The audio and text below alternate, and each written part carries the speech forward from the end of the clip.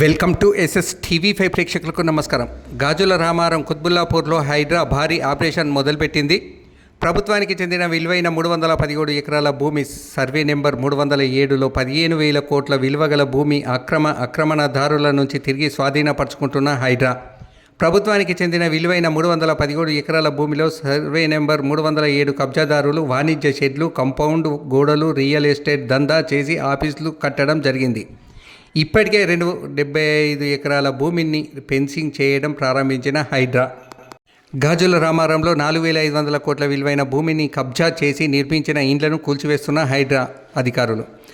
హైదరాబాద్లో గాజుల రామారంలో హైడ్రా కూల్చివేతలు ప్రారంభించింది. ఇక్కడ 100 ఎకరాలకు పైగా ప్రభుత్వ స్థలాన్ని కబ్జాదారులు ఆక్రమించి 60 నుంచి 70 గజాల్లో ఇండ్లను నిర్మించి రూపాయలు 10 లక్షల చొప్పున విక్రయిస్తున్నట్లు తెలిసింది.